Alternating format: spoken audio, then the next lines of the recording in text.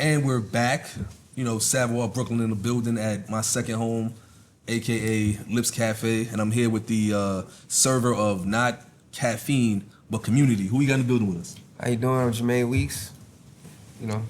I don't say much anymore. I used to call myself Mr. It's an ongoing conversation about the state of black business, right? Yeah, for sure. And I've been interviewing a lot of owners of restaurants, at least the ones that are remaining, and I'm trying to get as many as possible, right? But then I'm also getting the customer's perspective and the manager's perspective.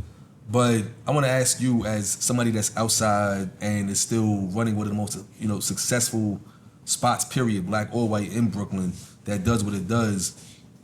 What are some of the things that you're doing that's helping you sustain success? Let's start right there. What are some of the things that you think you're doing that is working really well? I just feel like, Lips is a really unique spot because there's just a lot of different things. People come here for a lot of different things. Whether it's a workspace or it's the food or it's, the coffee or it's an event at night. You don't know what's going to happen here. So I think we always manage to stay fresh in some way, and I think that's why we're being able to stick around. And also, I feel like we're big on quality. Sometimes we're not big on time, but we big on quality. We always big on quality. You're going to get quality when you're here, and people, know that things are made with love and things are done with intention here, everything, so.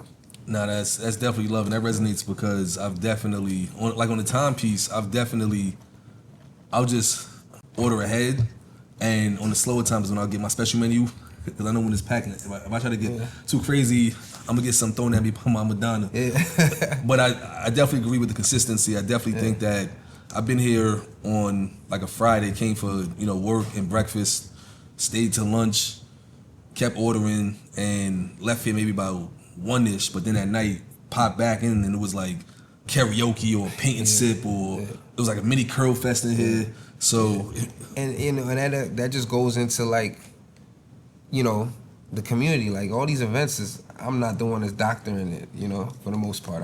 I'm gonna start getting more into that again, and kind of like facilitating my own events. But a lot of it is doctored by people in the neighborhood, people that want to do stuff, and that's why you never know what's gonna happen here.